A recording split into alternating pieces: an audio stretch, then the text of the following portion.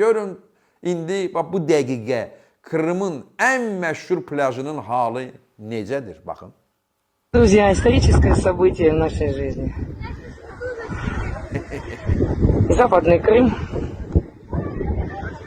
Знаменитая оленевка с белыми песками. Все в зубах дракона.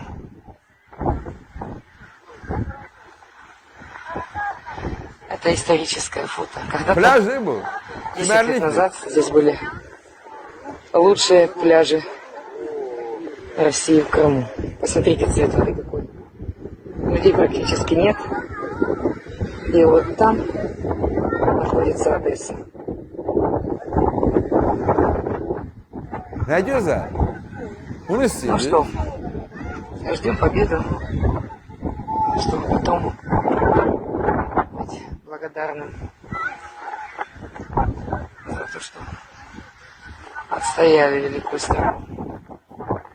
Все в Крыму наполнено тихой войной.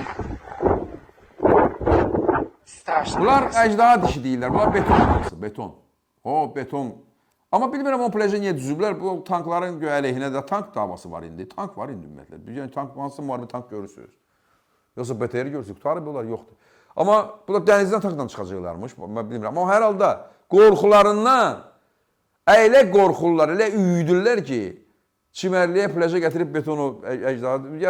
Həmişə bundan Kurska da düzmüşlər sərhəddə. Heç nəyin qabağını ola bilmədi. Amma nə plaj, nə çimərlik. O Krım sizin deyil və sizin də olmayacaq. Bunu da alacaq əlinizdən. Heç narahat olmuyor. Heç. Mütləq alacaq. Gətirib baxın görün bumerang necə öz başlarında çatlayır. Görürsünüz? Plaja beton əcdaha dişləri qoyulur zadına. Onu düzürlərmiş. O plaj çinmək üçündür. Orada savaşmaq üçün, vuruşmaq üçündür. Qanınıza qəltan olacaqsınız. 100% və olursunuz artıq. Mən sizə indi yadınızdadır 44 günlük savaşda bizim zəfər qazanan ordumuz irəliləyəndə yolda belə düşmənin yanmış maşınları filanları qalırdı belə şeydə. O videolar. İndi həmən videolar Rusların yanmış maşınları indi bilmirəm Donetskdə, sonra Zaporojye ətrafında, Kherson ətrafında harada da bunlar göyə qabağa getmək istəyir. Baxın bu videoya, bu təkcə plajda olan bu mənzərə, o dəhşətli mənzərə, ürək açan mənzərə bu deyil. Başqa mənzərə, əsl müharibənin içində olan mənzərə isə bundan ibarətdir. Baxın. Bax belə. Görürsünüz? Heç ayaqlarını tərpədə bilmirlər. Azov dənizinin yanından böyle göy yol açmışlar Krıma. Ora elə nəzarət altındadır ki, indi dronlar nəzarət altında. Keçəni orada bax, bu hala salırlar. Bax, bu hala, bax, fikir verin. Bax, yolun qırağı filan, hamısı yanmış maşınlar, yanmış BTR-lər, bilmirəm nəzər, hansı texnika. Bəli, göydə də dronlar, bu Ukrayna dronlarıdır, başa düşürsünüz. Daha yerdə heç əskərin vuruşmasına ehtiyac yoxdur. Bunlar elə o dronlarla vurub bunları yandırırlar. Moskvanı vururlar, görmüsünüz, bilirsiniz. Çebaksarı vururlar, sonra Perimi vururlar, Tuapseni vururlar, Dağıstanı vururlar, sonra Xəzər dənizində hər yeri vurulur. Belə bu harasıdır, bu hələ jurnaldır.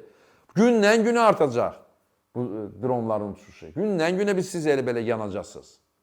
Biz bunu demişdik. Amma indi artıq Platoşkinlər bunu deyir. Bilməm, orada özləri bunu söyləyirlər və əgər bir gün 500 dron gəlirsə, sabah 1000 dron gələcək. Bunu Roskosmosun keçmiş rəhbəri var, Ragozin. O pis yerinə, bilməm, kim üçün pis yerdir, kim üçün yaxşı yerdir, amma hər halda arxadan ona zərbə vurulmuşdu dronla. Bu dronlardan biri gəlib o arxadan ona girmişdi. Baxın, Ukrayna dronlarına, amma indi üstü hələ sağdır da, aşağısından bəlkə zərbə alsa da üstü hələ sağdır və üstdə sağ olan tərəfi ilə danışıb deyib ki, Rusiya bütün ərazisinə, istənilən nöqtəyə Ukrayna zərbə vura bilərlər. Və onu da bilməyin ki, bu zərbələr bugün var, sabah bəlkə biraz azaldı. Xeyr, sabah 10 dəfə artacaq. Bunu Ragozin deyir. Amma biz bunu 5 ildir deyirik burada. İndi Ragozin deyir. Roskosmosun böyüyü idi. İndi daha vəzifədə deyil deyənə həqiqəti söyləyə bilər. Bu haldadılar.